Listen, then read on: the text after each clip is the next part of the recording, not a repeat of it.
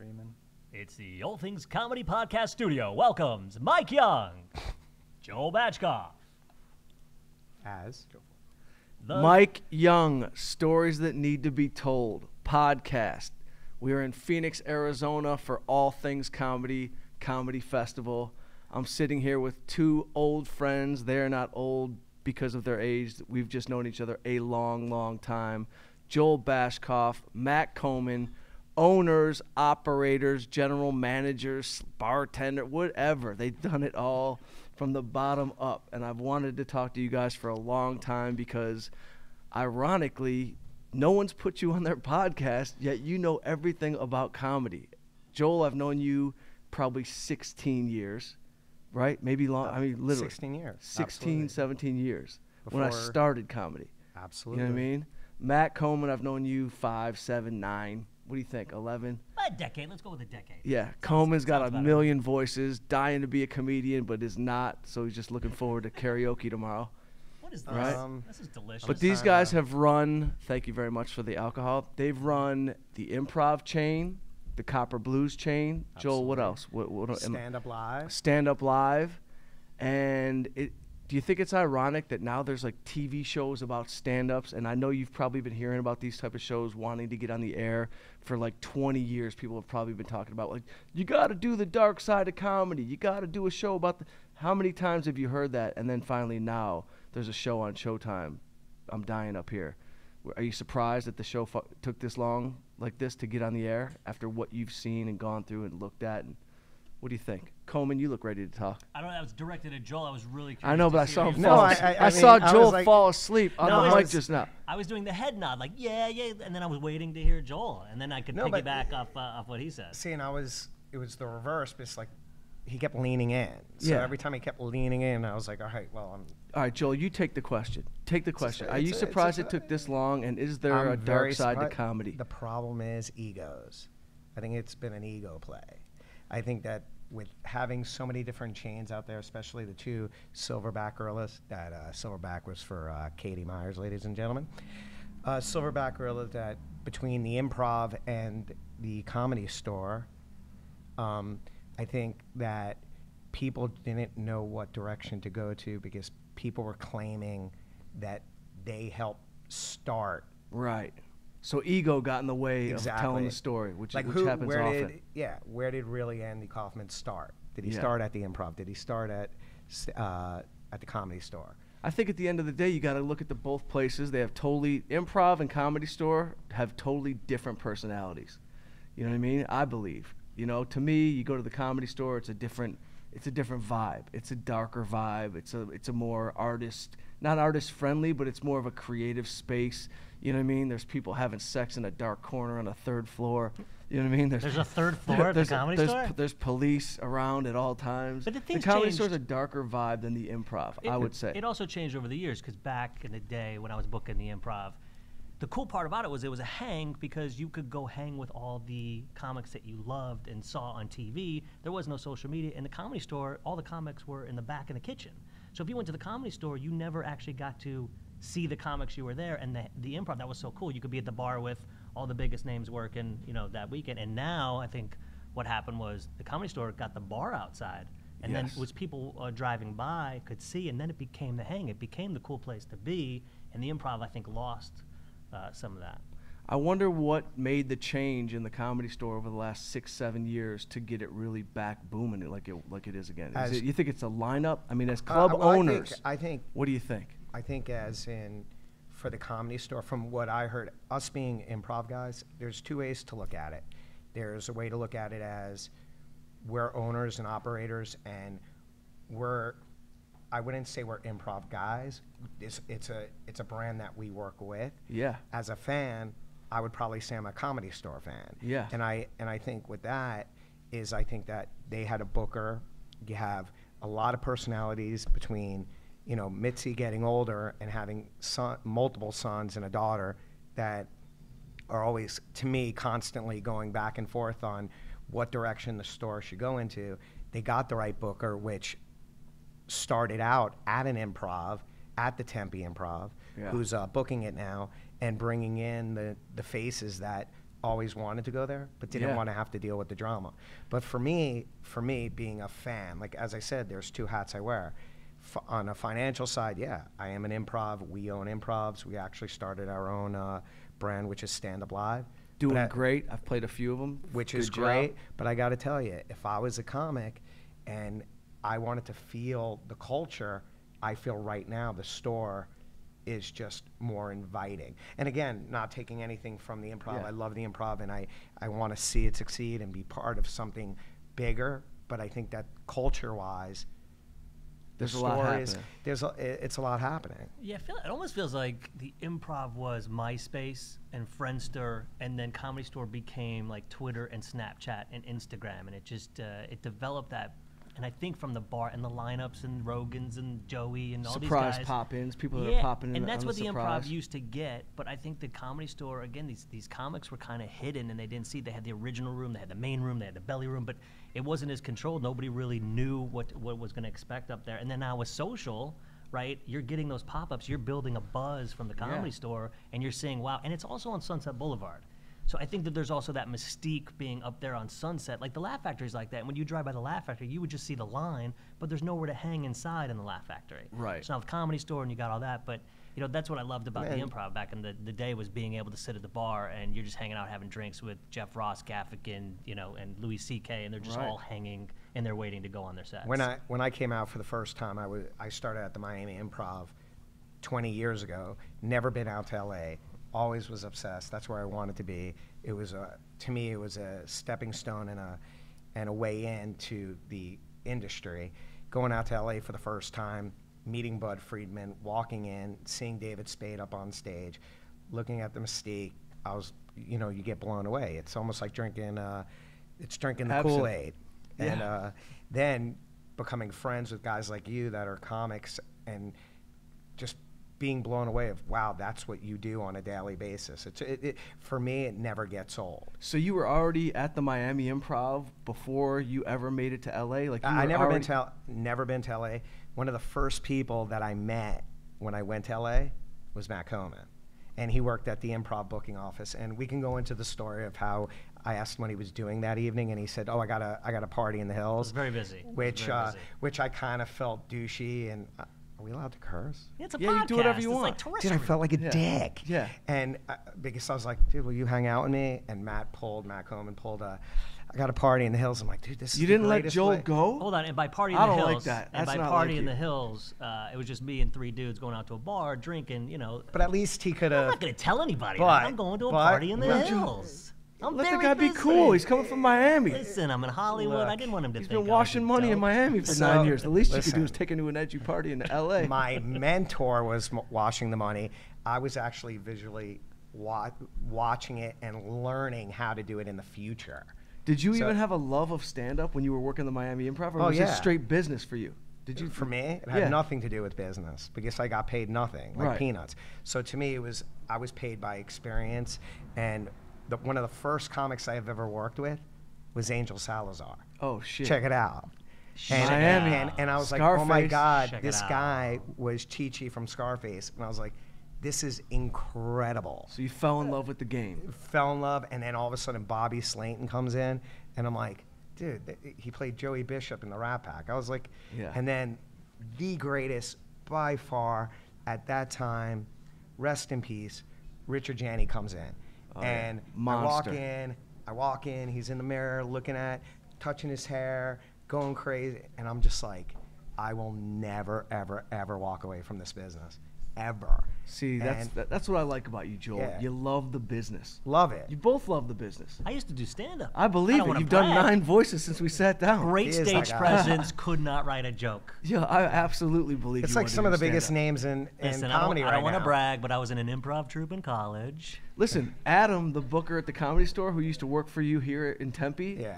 He Didn't work for me. I don't want to like a lot. One No, but thing, he I want worked- to keep it honest. Okay. He worked at the Improv before we took it over. Got it. Okay. So Okay. I don't That's wanna be where a I knew him. liar. That's where I knew him from. But I'm Okay. saying he was one of the only people that I knew that didn't seem like he wanted to be a comedian. Like, all of a sudden, you'll know someone 12 years from working around the country, and you won't even think that like the waitress or the host or that they want to be a comedian. Then all of a sudden, boom, they move to LA. I'm like, you do comedy? You know what I mean? Like Well, like- everybody in the mix. Well, wanted to go everybody meet. wants- Not to brag about the Improv, but think of it like Bette Midler and some of the biggest names, and some of the biggest names that are agents and managers work the door at the Improv. Again, this is more Improv history because I Yeah, don't know no, I as love much it. and it's amazing where you can go.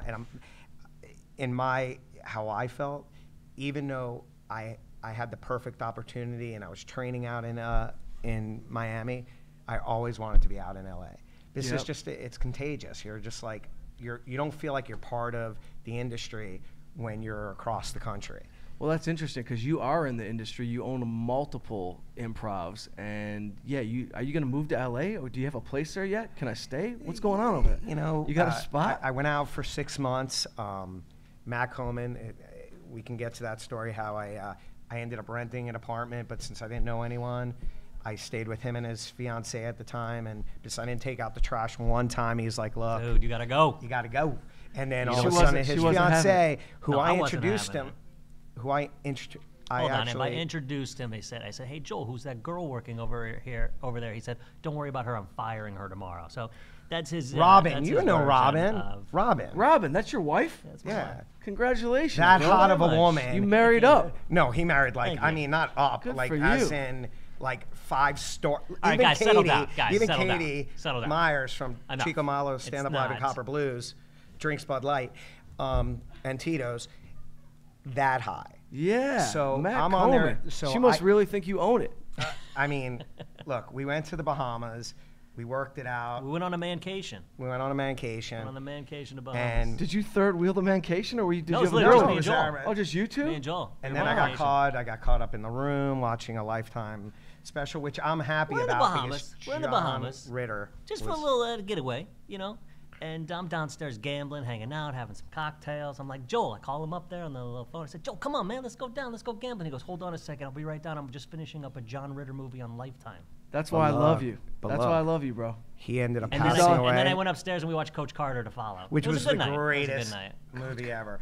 I think we should Carter. all take a sip of our Bud Light. Is Go it ahead. Go. I don't Bud drink Light? beer, but I appreciate You know, it. I love Bud Light. But if I when do. he Okay. does, It but when he is does, Bud he Light. drinks Bud Light. And the You know what greatest I drink, part- bro? Straight tequila. And the That's it. greatest thing about Bud Light is drinking it at Cityscape. I in wonder Phoenix. if Bud Light's a sponsor. 'cause me. I've never heard anyone talk this I much mean, about Bud Light in my life. What? Shout out to Bud Light. We'll take another 17,000. Wow. Listen, first of all, that wasn't the number.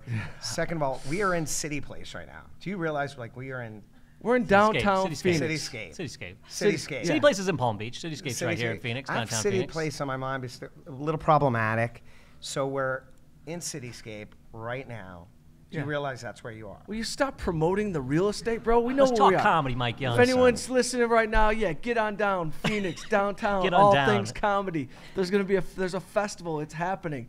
Leave work, Sounds call like a your car family. commercial. Get on down. Yeah, come on Cityscape down. Phoenix. I can for see the- Joel.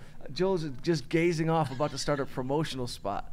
Listen, we've known each other a long time. I don't And understand I gotta- why let me say we're something. mocking Cityscape right no, now. we're not. It's a great area. By the way, They have a fountain in by the front way, of our club. Because of you guys, this whole area started to boom. When you first came in here, Nobody this shit wanted was to come. weird. Yeah, no, the You know what I mean? the revitalization of downtown Phoenix and comedy clubs, they like comedy clubs because they're destination sites, right? So you know, Yeah. people are driving from 20, 30, 40 minutes away. So what was cool is we really were one of the first tenants down here. Oh, it was obvious. And, Yeah, it you was know, a little the spooky. hotel Your entire wasn't, staff was homeless. wasn't Can you, booked. Matt? Can you tell them about the Tom Cruise run? Matt can run better than. 2011, Okay. I'm in 2011. Phoenix. Phoenix. We're opening the first weekend. First weekend. Very emotional, by the way. You know what I mean? When Joe you, when you Coy, open at a ladies and comedy gentlemen. club, like no shit, like you cry, and it is a lot to handle. Wah. So I go to pick up Joe Coy. It's the first night we open, and I text my wife like, you know what? This has been crazy. Been traveling a lot. You Big know, day. big day. Everything's Huge. great. His I love first you. big investment. And I mean, terrified. I hit send and I sent it right to Joe Coy.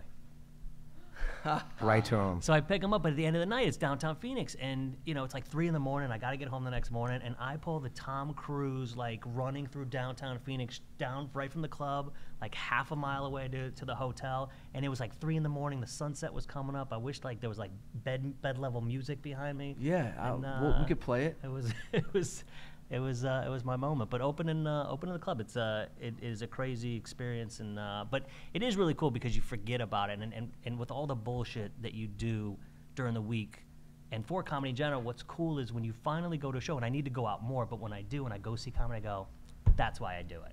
But it's really tough to remember that sometimes, and you can't lose sight of that because it is such an amazing experience to see. And I actually like to watch the crowd as opposed to the comics sometimes too. When you get that electric room, there's really nothing like it. And you know better than anybody, obviously. It's the introduction. There's nothing better than when you have a headliner about to go up, and the MC introduces him or her, and the crowd, the stimulation. To this day, I still get chills. Like still, like it's. So let me ask you this, since you're leading right into it. I'm leading. So there's monsters out there, headliners, big names. Now, as an owner and as a businessman, you got to make money. You got to pay rent. You got to do your thing. So is it a difficult thing for you sometimes to have to maybe follow a trend because somebody's popular and you have to put them on and they're not a great comedian or a great act, or they got a We're not going to say names. No, I don't want names. I'm saying it's got to weigh heavy on your head because you're battling yourself. Well, here's the difference. When it's all subjective, right? Comedy on some level. Right, and I'm not even talking about just comedians. I'm saying there might be some whatever. No, what you're basically saying some is that goofball there's shit names that's on out TV there. that's huge, but it's really whack. But you have to fill the seats. But not only Exactly. that, their fans love it. So to us, it may seem terrible and it may seem crazy, but you're still gonna get whoever's buying a ticket. They'll love it. You and I might look at each other and go, "What the fuck was that?" That's a good point. But so because comedy's become so niche, right? And comedy's so specific now. Like it used to be the brand, right? You would go out, you would buy that night out of comedy. The experience. And it would be the biggest comics, and you just really wouldn't care who's there. Nowadays, you're buying that comic that you love that you don't want to miss. Yeah. So these YouTubers or these other shows that you're talking about, and we know exactly what they are. Those YouTube fans, those 15-year-olds or 17-year-olds, when you do a 13-plus show. We did a show one time. Miranda sings. They're walking away going... Like the Beatles. Yeah, man, it was like One Direction. They go, man... they literally, that was their One Direction. That was amazing the way they just talked. I don't mean to interrupt. I'm serious. I don't want to interrupt, but he went One Direction, and you notice I went Beatles. No, that's what they said. No, the kids... It was like a whole different, I will walk right off this podcast. Yeah. Same age range, too, which is weird. You guys are the same age. But with that being said...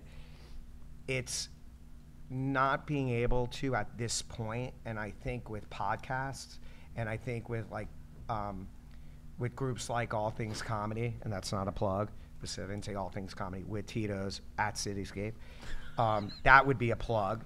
But what I'm saying is, and it's not that I'm getting paid, is the fact that at this point, you can't, I mean, if you guys are going to talk shit, go ahead. I'm right here. Go ahead.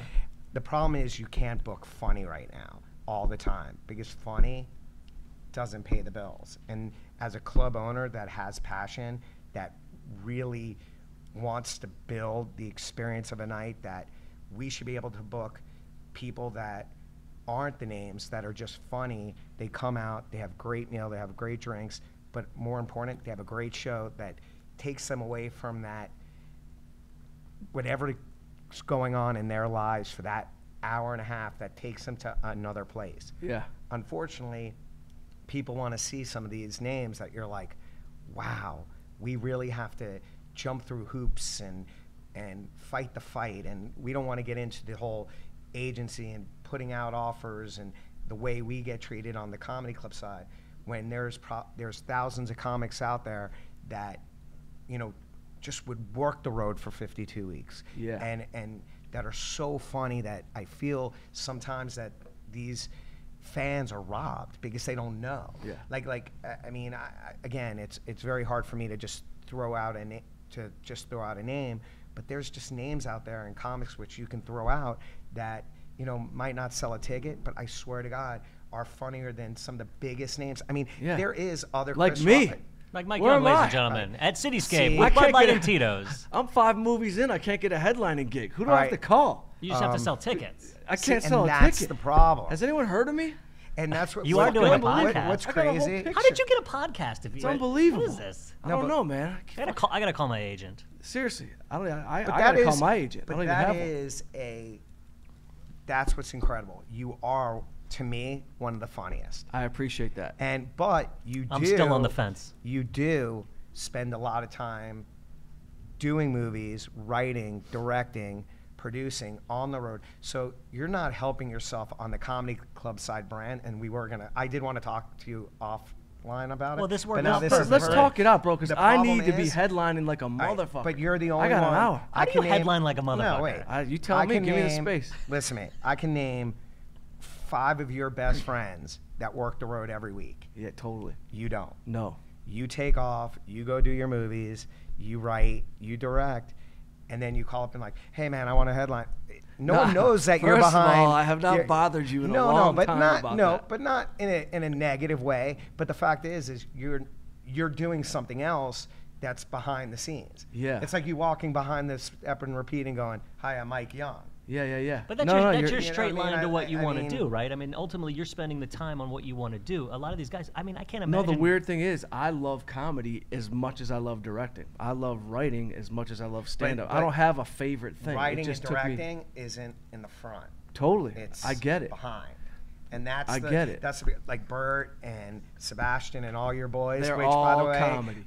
With all comedy, 24/7. You're making movies, which is pretty incredible too. Yeah, I so might you can't quit. dismiss what you're doing. It's that not being on the road. Like if I said to Totally. a person, Putting in that work. Yeah, that's right. it. Stand-up work. And that's it. Well, it's and f- living in front of the And the being on camera road for instead of 40 like, behind. that's No. tough, man. You got to be, Well, these no, guys are on the road 40 weeks a year You're, for you're 10, a 15 thousand. years. You're 1,000% correct. And when I did my first movie, I said to myself, every night I'm gonna be on stage. Every day I'm gonna work. I'll be on set.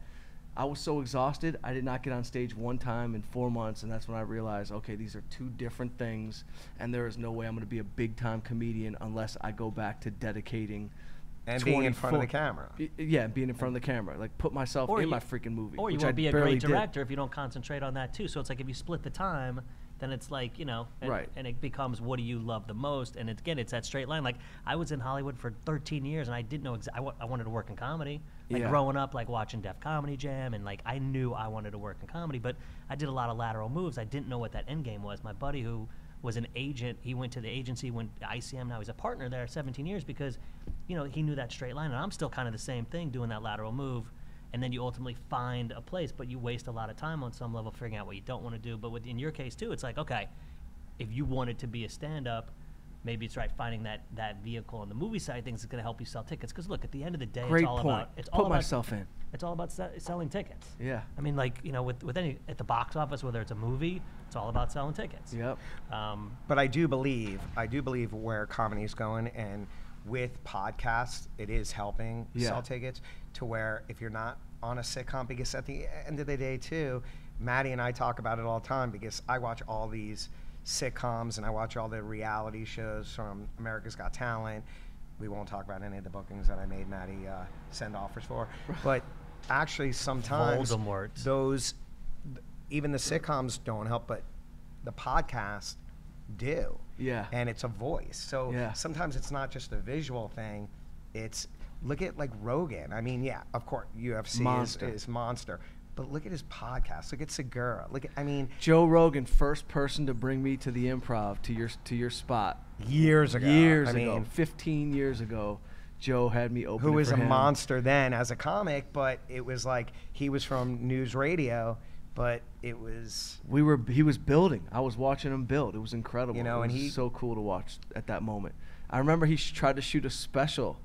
I think it was it here, or could've it was been- at it was Tempe. By Tempe. It was I know Tempe. Swartzen did Tempe And there. the audio messed up. I don't know if you remember that, but like the audio on like his first, what was going to be his special, and everybody went crazy. Managers were flying in. It's the agents. worst, The man. fucking It is the audio worst. fucked up on his Yeah. special, and I'll never forget that. But then I don't know if you saw recently, if you went on to Netflix, Rogan Live, for some weird reason, it was like from that moment. It was like like the recording was from like then, and I was on his poster. The poster on Netflix is Joe Rogan and me, not my name, just me next to him. So somebody either like awesomely photoshopped me into Which is Rogan on amazing. Netflix. I have no idea. Literally, it's like Gotta a pull that mystery. up. Yeah, I don't know how I don't know where it came from. I got it on I took a picture on my phone. I don't know. I thought maybe like someone at Netflix, because my movie was on, was like trying to pull a smooth move and like just put me on. But anyway, Rogan took me to the Improv. you guys were the first people to book the Young American Comedy Tour. Which was insane. I mean, insane. thank you. Insane. Just another Jew trying to get a job, bro. And in Tempe. Fucking just trying to make shit happen on the porch. And in Tempe at the time, I was, it was before Maddie and I even came to Arizona, and we even built Stand Up Live, which turned into us buying the Tempe Improv. I remember I was working at the Improv booking office. I was working, I was an owner, investor, and operator in South Florida, but I was wanting to learn the business so bad that I was taking red eyes and flying across the country to work in the Improv booking office. And I'll never forget Dan Merck, rest in peace. Rest in peace, Dan Rest Merck. in peace. I mean, I would pour a beer, but I'm not going to waste it. Yeah. And nah, I didn't love Dan, but look, not everyone that dies you have to love. I mean, that's Let's not get into problematic. that. Keep All right, talking so, about that. All right, so all of a sudden, I mean, like, I don't want to jinx myself. All of a sudden, young Americans come in and sell out every show. And I mean, not like sell out, like as in give away every show to where it looks like a sellout. What do you think it was in all Like honesty? it was like, I know what it was. Let me just pat myself on the back. Well, let me do This it. is Let me do it exactly, for you. This is exactly what happened. This was pre-social media. This was No social What media. year was this? 10 years ago? 2006. 9 years So ago? YouTube came out like 2006, 2004. 2005. No social media. Nobody. Right. There was No no followers. YouTube, Nothing. there's no- What it was this. I heard. This is how my brain was working back then.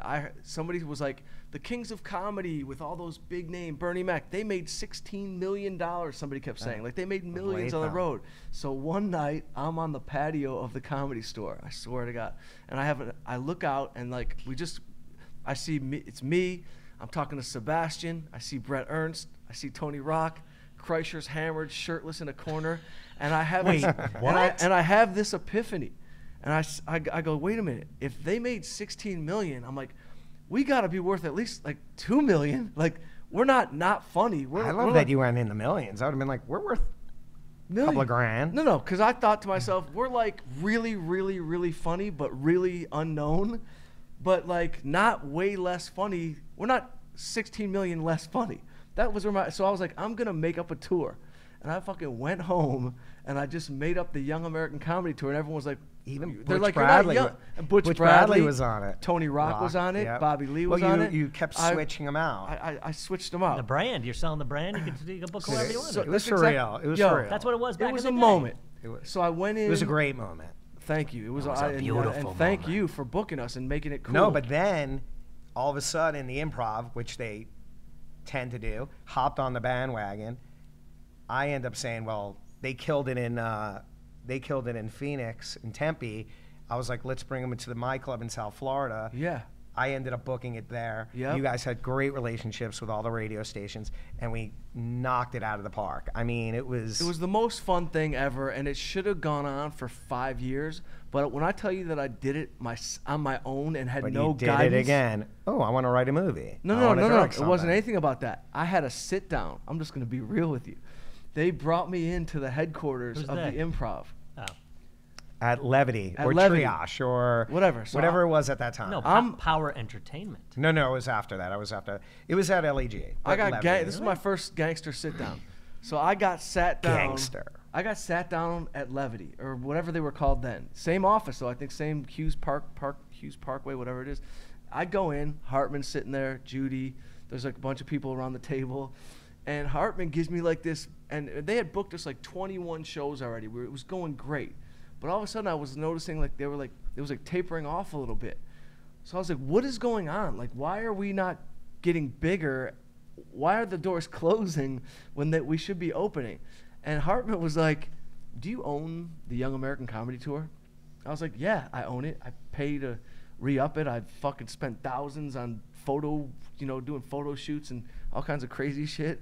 And he's like, okay. And he was like, would you want to partner? Would you think about partnering? I was like, yeah. I didn't even know what that meant. I'm just putting this out there. I know what Matt Komen's thinking right now. No, but- No, I literally I did not do. know what he meant when he said that. It was like some subtle shit. I was not a businessman per se. I really did not. I should have had a lawyer with me. And I must have probably said like, I'm not going to say. I must have said something like, I'm not looking for partners or some weird shit like that. And then Something that you shouldn't before, have. yeah, before I knew it, we had to go find like little tiny like 500 seat theaters to go do because the Improv like stopped booking us. And I was paying this is I was flying by the seat of my pants, for real. So like I didn't know anything about offers. You gave me offers. I just accepted them. They weren't bad. I didn't know about bad. bonuses. I just looked at the money and I was like, well, weren't I'll just pay bad. myself this and then split the rest with the guys. What I realized later was I was overpaying my guys because when Kreischer and even Brett, when they started headlining on their own, they were making like $300 less on their own than with the Yeah. tour. So I learned a lot, by the way. Well, there was another Anybody thing too. wants to hire me as a tour manager, creative, whatever, I'll fucking run your Well, company. no, there was another No, thing we're gonna too. pass. I didn't know what was happening. By going Explain to in- me, why are Well- we not the biggest tour on planet Earth? Well, the other thing too Matt, is that. do you know well, anything? I definitely know something. The fact that you went in there, and Nobody they also warned had me. the opportunity. They also had the opportunity to cherry pick and say, okay, we could sign and make more money individually with a Sebastian or with a Bert Kreischer, and they just looked at your you basically brought them a roster. So basically, they I owe mean, me again, $7 my million. opinion, I would probably say a little more. I but brought them a mean, roster. You're a great talent scout. Yeah. And that's all That's it what was. you should do. I picked a team. Movies, Town Scout, done. Done. My production company. And I could Done. pick a softball team. By the way, they were all on my softball team.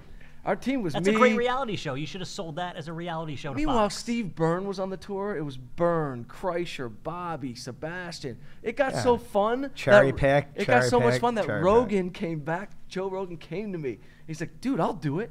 Russell Peters was like, yo, bro. He was already huge. He's like, what are you doing? I want to do it. I'm like, I don't even know how to talk to you about your contract. Like, don't you do stadiums? Like, where are we going? It'll be the Russell Peters presents the Young American Comedy Tour. And I was Joel, young. I was young. I handed you it's that. my fault. It's my fault. Well, Because I could have, You can re-up engaged, it, bro. Tony Rock's still in. and then I would have had Matt do all the work and Katie, and it would have been perfect. I mean, It was Okay, a great moment in time, and we had so much fun. And I can just tell you one fun story that kicked off is when we had to do photo shoots because like we had no pictures. no, I remember your headshots. So we had headshots, but I was in a basketball league, you know this, with DiCaprio Yeah. and Tobey Maguire and everything. So I All called. right, by the way, he is not name dropping because as a fan of actors, and I am that guy, he did hang out with those guys. Like, those are his bros, like DiCaprio, Yeah, they're Maguire, they're my boys. and then Mike Young. I mean, and Mike it's- Young, who still no one boys? knows. What's that? You guys still talk? Yeah, we talk. We'll be at the club on Saturday night, bro. Snoop's DJ. I'll hook you But up. yeah, we're here. You want to have some real Hollywood fun, Joel? Start booking the Young American Tour. No, bro. I get I'll it. fix your You know social what? life on a planet I'll you tell won't you even what. understand what happened. Let's bring it back.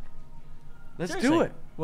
Who's gonna? We'll Tony we'll bring it Rock back. is in. Me, Brett's in 100%. It's getting very expensive. It's getting very expensive. No, I'll cut everyone's money down. All I All gotta right, do is done. have a talk. We're in. I'll put I him in the told him movie. that he should look for the younger comics and redo it and do a part 2. You know what? I've done that, Joel. But you know what's so interesting? It is not easy to find good young That is comics, problem. man. Because everybody at that time, even though we were younger, they were still banging. Like Yeah. everyone was banging. So I wouldn't want to like let the brand suffer.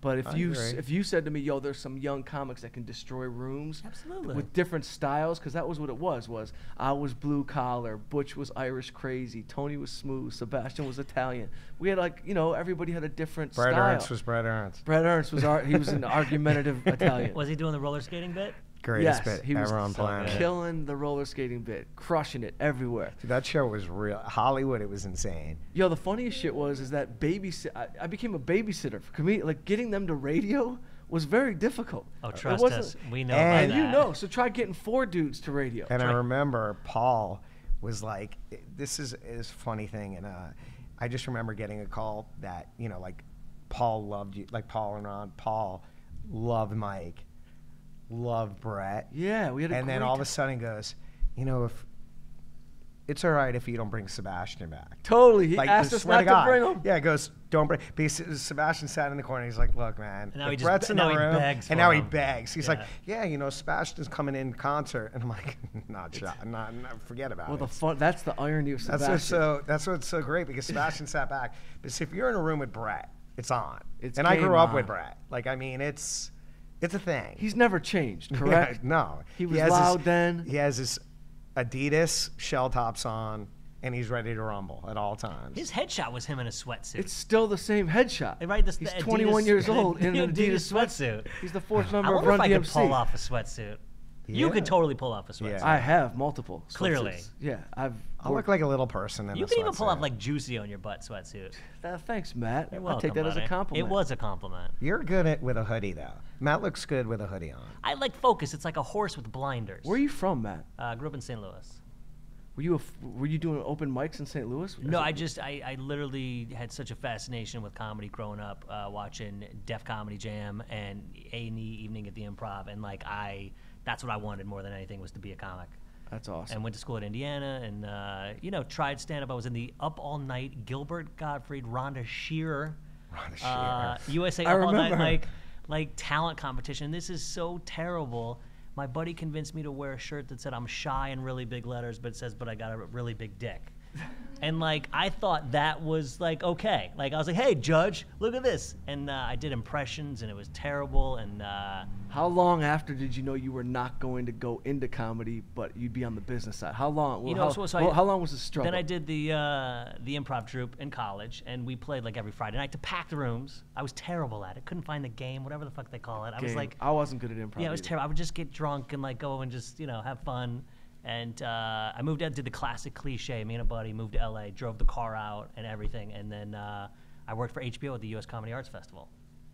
And that's when it kind of like transitioned of like, okay, I'm going in the business. yeah, like Well, I'm didn't not. you see found a tape of Tina Fey or something like that? Yeah, when we like you worked were at- rumbling through like Literally, a we box? found Tina Fey and Seth Meyers. Seth was doing a show called Pickups and Hiccups. This was on VHS tapes. I don't want to date myself. Damn. Tina Fey was doing Dratch and Fey out of Second City in Chicago. And at the time, we're getting VHS tapes. Like, there's no MySpace. There's like no, you can't send a link. Yeah. But that was it, man. And I was a talent scout basically, and I was out 5-7 nights a week at the clubs in LA. And then when I started booking Melrose, I was in my mid-20s. I was eating and drinking for free. And I just hung out there Monday through, Saturday. I'd go home at 1:07. I'd have my VHS, 24 episode I'd watch. I'd roll in at 10:07.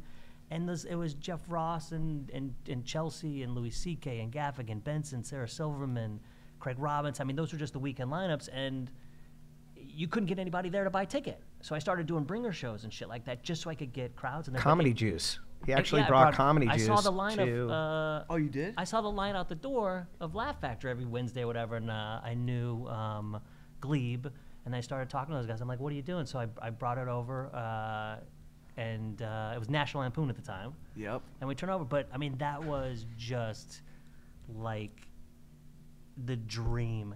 As a comedy fan, like Yeah. doing that, and it was the greatest time of my life. Isn't it funny how the comedy community, the comedy fraternity, it's like you get addicted to the life. Like, that's why you see, like, on Sunday, Larry David came to the Comedy Store. I got saw up on that. stage. Adam Ray Yeah. posted a video of it, and Yeah, you can't get it out of your bones. No, it's like... So I don't even care if it's like takes another 4 or 5 years for me to like be a headlining comedian while I'm doing movies. I don't even care. Look at Louis Black. Look at Louis. There's how many comics hit way later in their career. it's a and marathon, man. It's a grind. Look at Bert.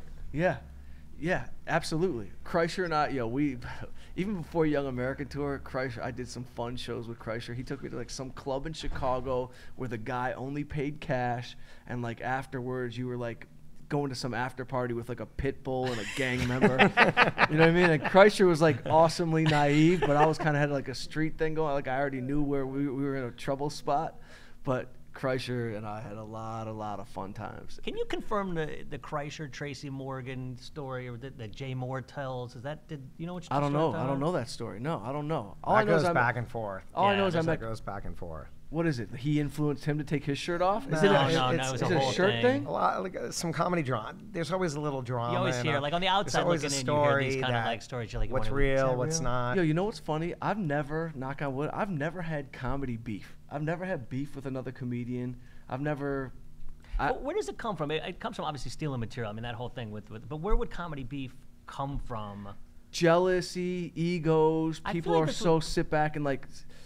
The best thing I ever heard, not ever heard, but like one of the best things I got off that documentary with Dre and Jimmy Iovine. Did you watch it? Amazing. So good. So if I you only So saw the good. Eminem episode, which Unbelievable. So Iovine basically says when racehorses race, they put blinders on right here so they can't see Call what this back. guy's doing and this guy's doing, this horse is doing.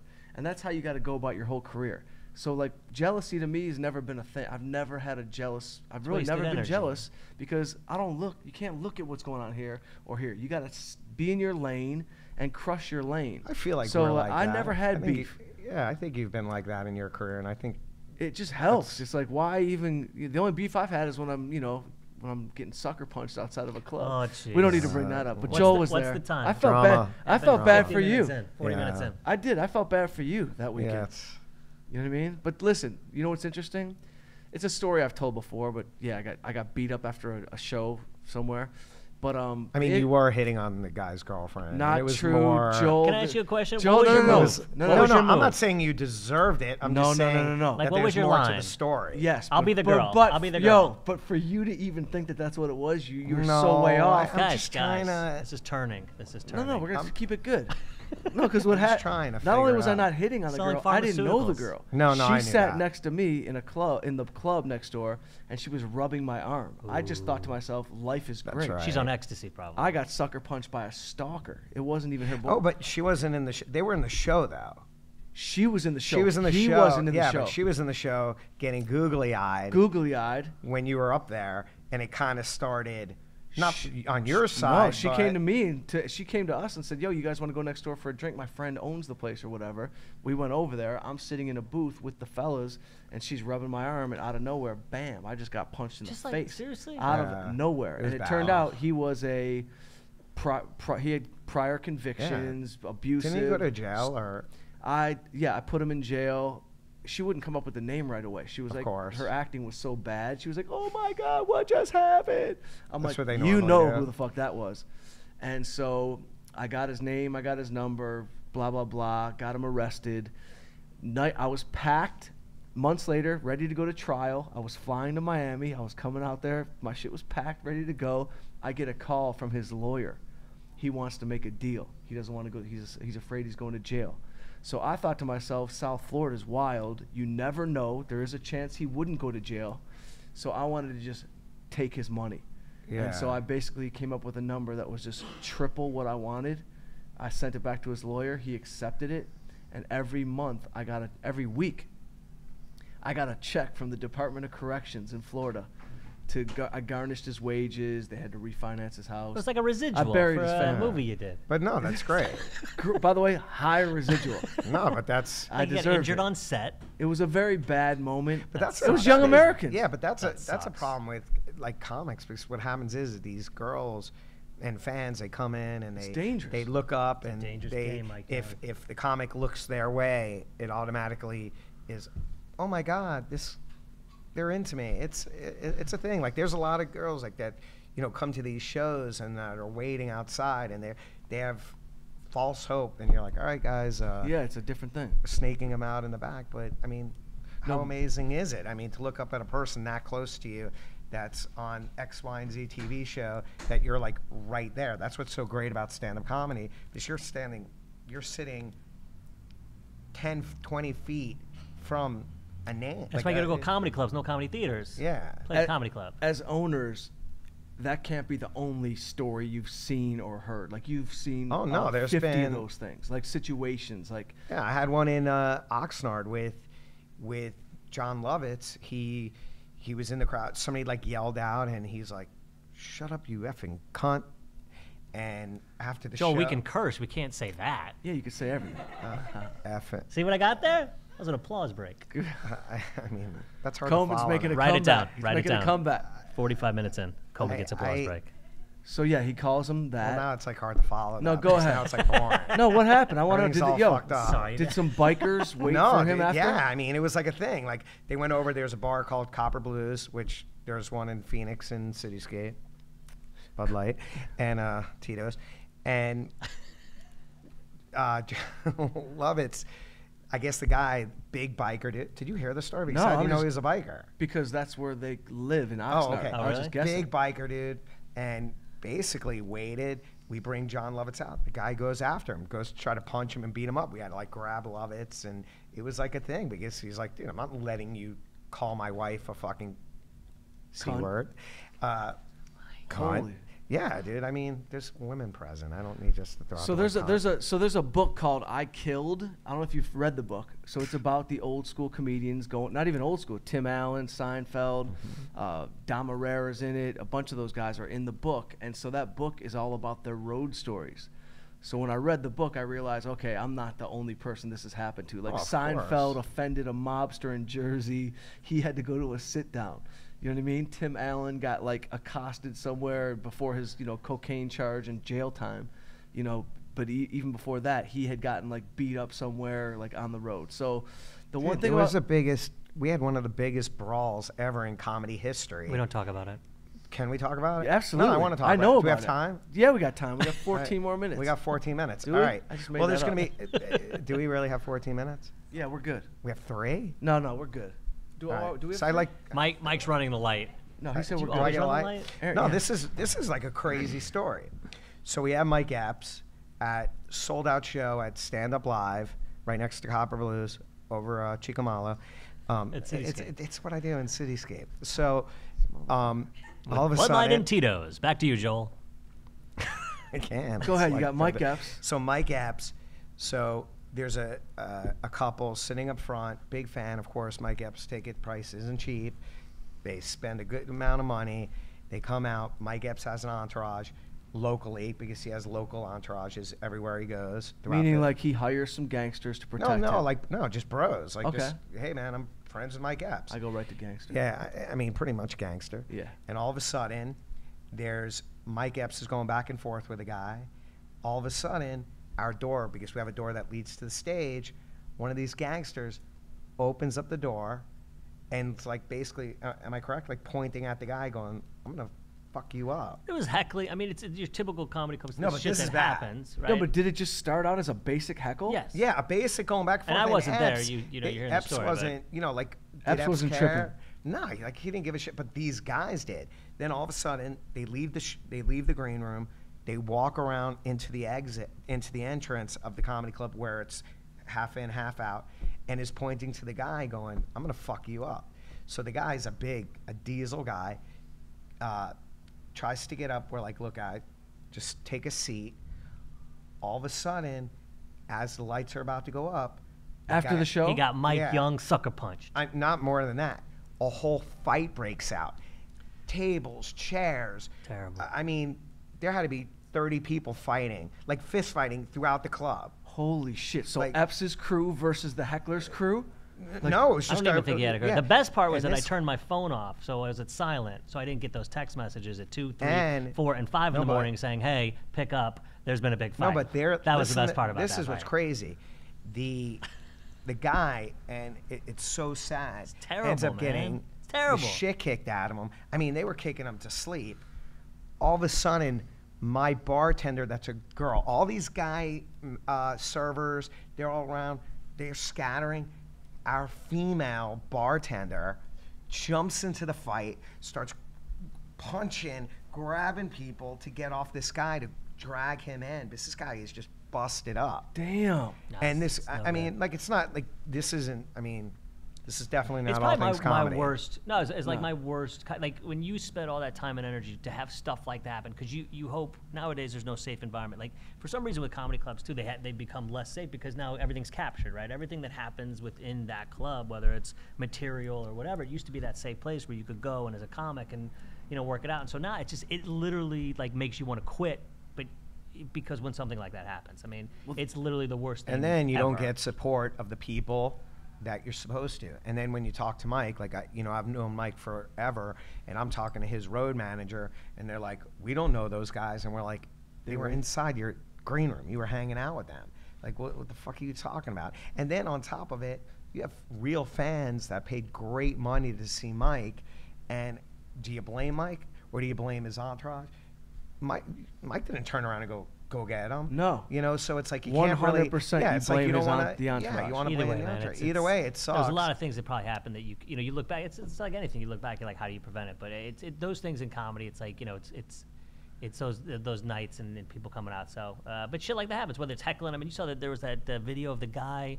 It's that famous video where the guy, he's a guitar comic, and somebody is running up at the stage, and he takes the guitar and hits him over the head. Have you ever seen that video? No, I didn't see that. Who's But that's the the thing with comic? comedy. It's like, it's the grand irony is that you're alone on a stage, you're unprotected basically, and you're just trying to make people laugh. No, exposed. And But do you're you think totally social media, exposed. and do you think social media has part of that? Because nowadays they're on Twitter or whatever, and they're commenting everywhere. So do you think nowadays that actually it's hurt it in the sense of, because when you're heckling or whatever, they feel like that they can actually respond to your material because they're doing it online and everywhere else?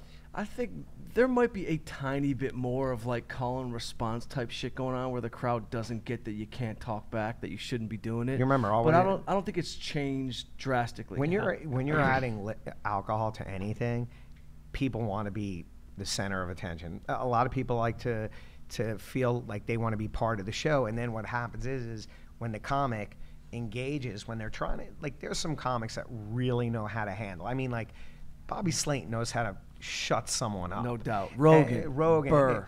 Comes from experience, too. Yeah, Absolutely. Being in the and clubs then there's 40 comics that weeks a year. just don't know how to navigate. 'cause they're young. They're young, and they're like, they're kind of going back and forth, and they don't know how to engage enough to where it's like, all right, I want you to have a good time, but you really need to shut the fuck up. Like, please. It takes years, by the way, to Yeah. develop that skill. Do you know of putting of like handling crowd a work. heck? It and is. you know what's so crazy? It doesn't happen right It goes away. on our side too.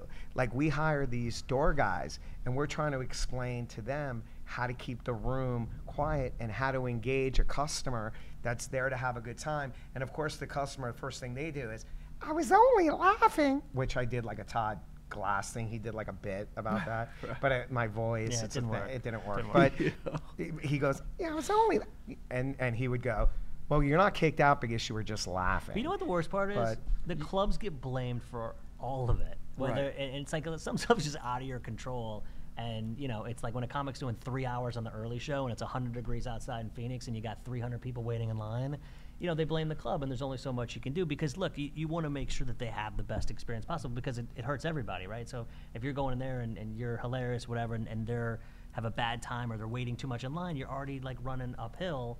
And so there's just so many moving parts that come into play to that of a great show where we're protecting the artist too and protecting the show to make sure that it is a good time. And But it's just- comedy, like owning comedy clubs, again, there's some really incredible things, and then there's things that, you know, that we try to prevent, and you know, we're trying to make the best experience possible, and we understand that in certain markets there's hot weather, and certain markets there's cold weather, and it's really hard to put in 300 people in and 300 people out, and making sure that everyone feels like what their feeling is the most important. It's like that. It's like everyday life, and that's what we do. We deal with thousands of personalities every day.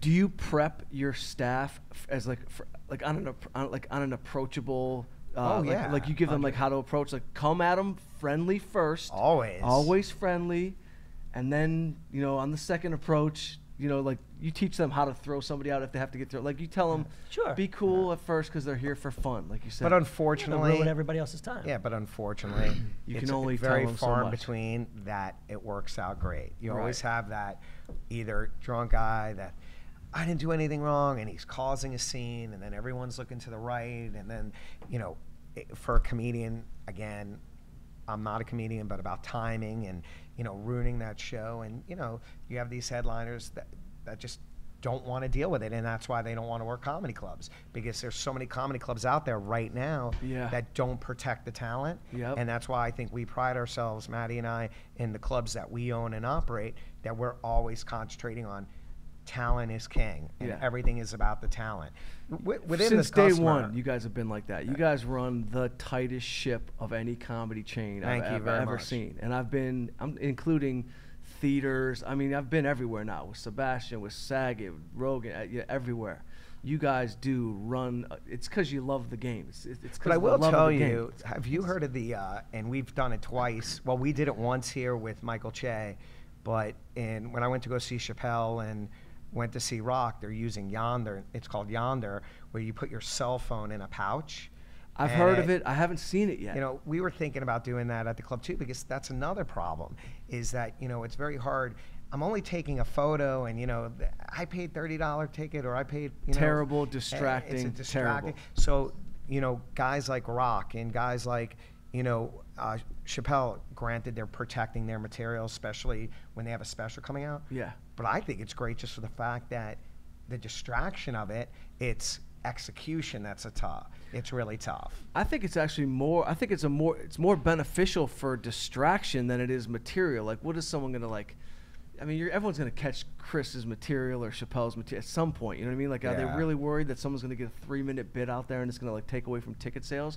I think it's a great thing for distraction. How do you end it? I have no idea. No, it's tough to execute. It's a fucking nightmare. It's a magnet in a pouch, and then you think about this. Like, I don't have any kids, but Maddie has 2, and if all of a sudden his babysitter tries to reach out, it's like. But you know what? 25 years ago, if the babysitter had to call, man, they call the club. All right, I didn't He used think to of walk that. to school. I'm not going the long. hill, You the can hill. still call the club. You know what's cool though is They'll get a hold of They you work. somehow. They don't have to take days off. You kept looking at your phone and touching it. It was a really killer experience to not even be able to touch it, and you really you talk to people. Yeah. And like it was for Chappelle. Rock did it too, and you're just so focused on the experience that it's that distraction, and when you're tunnel vision, going back to the blinder. So it was cool. It was a good. It was. Kind I don't want of to a date cool, myself, cool but experience. when I started, people were even smoking cigs inside the showroom, and I had these smoke eaters that you would hear. Can you make a cricket noise, like kind of crackly? Like, and you would hear it. And Joel grew up smoking on airplanes in the 60s. I mean, there's a couple of people in this room, I'm sure, had that as well. Man, they used to smoke on the but airplane. No, dude. I If mean, you were they were non-smoking, but smoking. you were like just the first row above smoking. And Yeah. my favorite gross. was when they would take their cig and put it out on a banquette, and then you would have a big burn hole. That was my favorite. Joel was I love that. Mad Men was based on Joel. Yeah, it was. I love smoking cigs in Chicago at the Zanies, whatever that club there. There's nothing like smoking cigs, watching comedy, That's a drinking great beer. club. That's a Cigs, legendary. comedy, chicken fingers, We should Old do school one night classic. only, smoking cigs, eating chicken fingers, and you can just smoke cigs and watch comedy just cigs and smoke. every Sunday. Speaking of smoking, drinking, R.I.P. Ralphie May, my homie, my man. homeboy. Is that how you're gonna end Oh, it? That's your good. closer? No, listen, I'm making terrible movies, bro. closer. I'll end on a sad note if I have to. Listen to me. Ralphie was the best, bro. Every time I would see Ralphie, literally like weeks ago, he was like, "Mike Young, I got the jump rope with me. I'm bringing it back. We're gonna start boxing. I'm jumping rope. I'm clearing out the lungs." He would Fucking kill Ralphie, me. man. For some reason, I would always have, and again, right now, I would always be wearing a blue shirt. So all of a sudden, I'd be listening to radio. Are we wrapping it up? A moment ahead. like this. No, tell us a Ralphie story. And he would I don't know what it is, if my favorite color is blue, but all of a sudden I'd be checking in, listening to him on radio, and all of a sudden he would just be going on about Joel and his blue shirt. And I'm listening to him on the radio, and as we're opening up the doors, they're like, "Oh, you're Joel with the blue shirt." I didn't need that in my life. Any other shirt but Yeah, blue. Blue. And yes, Ralphie May, rest in peace. He was an amazing comic, an amazing man, and helped a ton of young comics. And he was the perfect headliner and the perfect comic to help build comedy. Yeah. And that's what sucks, that we keep losing these incredible guys like John Panette and and the Ralphie Mays of the world and the Richard Jennings. It just blows. Yeah, but you know Sucks. what? Such is life. Lessons learned. I learned a ton from Ralphie, by the way. I mean, he taught me discipline in writing, actually. 15 years ago, he's like, "Mike Young, look at the paper every day. Every day, look at the back of the paper. Go to that little section of USA Today where every state has a news story. Just write 3 jokes out of different states." I was like, And "I then don't what know he what the would fuck do, you're talking about. I don't and write then about what states." Ralphie would do is he would do all the different states all in one show. So the show ended for 3 hours.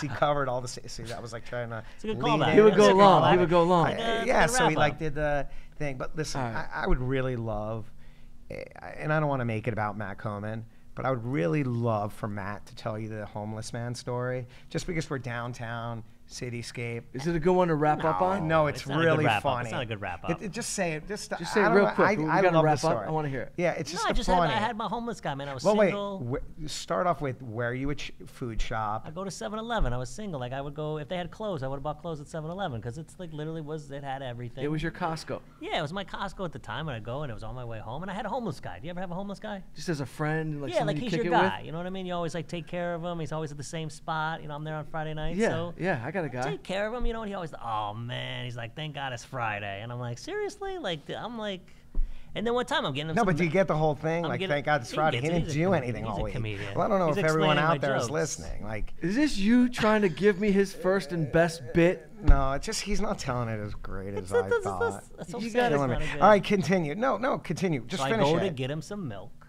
Yeah. He offers. He In said, 900-degree weather, which wanted is some great milk, for any homeless man's and I'm stomach. getting milk out the window, and I hear the little tap on the window, and Yeah. he's like,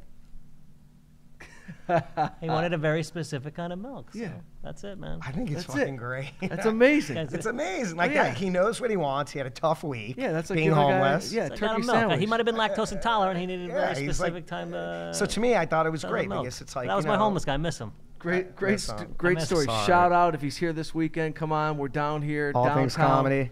Boom. All right, we're wrapping up. Joel Bachkoff, You Matt look like, Komen. You look like Michael Rappaport, by the way. I feel like Michael Rappaport. I ghost wrote his book. Did I tell you that? Yes. Twice. Sorry, we were wrapping Twice. up, and I took No, it. My bad. no, Do no. the thing again. Let's start again. I Do, had it- to do it start- again. Do it again because I want to say something. Do like the whole thing again. Well, we do. We got a book coming out. It came out yesterday. It's called This Book Has Balls. It's Rappaport's book. I was he's the amazing. ghostwriter. It just came Can you out. tell It's people gonna you're the be, ghostwriter? You know, I don't know. I might have actually- just I broken your actually- NDA. I actually You don't might- can we- even know. can we rewind? I truly You don't know might- the rules of ghostwriting. Aaron, can we I cut- took the cut that cash 5? and the back end money. You got back end of ghostwriting? Yeah, Good ghostwriting. for you. bro. But he Young did a- Americans, he did a- 2018. Let's do this. For the record, Boom. He did a ton of writing, things a lot of comedy. writing. I just cleaned it up. Mike Young, stories that need to be told, fellas. got it. Thank you. Thank you. Thank you. Improv Great owners, kickoff to the Stand festival. Up Live. This was the first festival, first I'm podcast drunk. of the festival, and Young American Comedy Tour 2018. Thank you so much. Joel, if you don't bring it allthingscomedy.com. back, bro, you're gonna hear from me every week, Listen and to it's gonna me. be It's terrible. on. for you. Nobody will even hear this to even know that we're doing it. You better start Really. putting it out there. All Things Comedy. Peace. Peace. Good jump off. Good jump off.